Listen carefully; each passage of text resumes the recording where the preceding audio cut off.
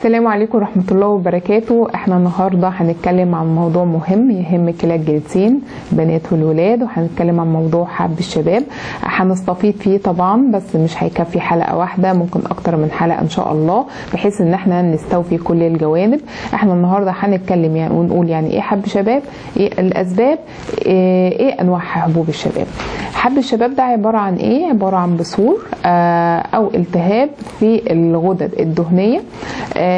الاماكن المتواجد فيها حب الشباب او اللي بيظهر فيها حب الشباب: الوجه، الظهر، الاكتاف، الصدر، واحنا قلنا الظهر. طيب ايه اسباب حب الشباب؟ طبعا احنا قبل ما نقول الاسباب هنقول طبعا بيظهر في مرحله سنيه معينه اللي بنقول عليها فتره البلوغ، اللي بتبقى مثلا عند البنات بعد ال 14 سنه فيما فوق، وبالنسبه للولاد 16 سنه فيما فوق. ومش معنى كده ان هي بتقتصر على المرحله دي بس، اللي احيانا كمان تظهر في مرحله متاخره في سن الاربعينات. طيب ايه بقى سبب ظهور الحبوب؟ طبعا اول حاجه عشان احنا بنقول عليها في سن البلوغ يبقى في اضطرابات في الهرمونات بالنسبه للذكر او الانثى. طيب ايه تاني كمان؟ في التوتر، الاسترس، الضغط، التفكير، كل ده بيأثر وبتطلع الحبوب. احيانا بعض استخدام كمان بعض المواد التجميليه بالنسبه للفتيات اللي بتبقاش مناسبه للبشره بيظهر بعدها حبوب.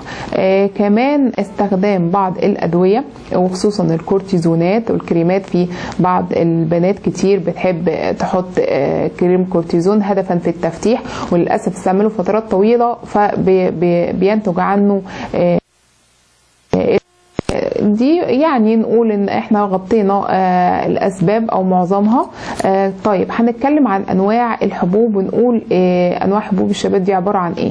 طبعا في حبوب خفيفه، في حبوب متوسطه، وفي حبوب شديده. الحبوب الخفيفه دي اللي بتطلع في مرحله البلوغ، اللي هي بتبقى في البدايه، واحيانا بتبقى على هيئه رؤوس سوداء او رؤوس بيضاء. طبعا المتوسطه اللي بتبدا يحصل فيها التهاب خفيف، وده نتيجة تراكم البكتيريا في اللي هي بتسد المسامات. وفي طبعا الشديدة اللي احنا بنقول عليها. الشديدة دي لو في المرحلة الأولى والثانية ما تعالجتش بتبدأ تلتهب ويحصل فيها تقيحات ونسبة صديد، فبتبدأ تبقى ملتهبة، بنقول عليها الحبوب الشديدة.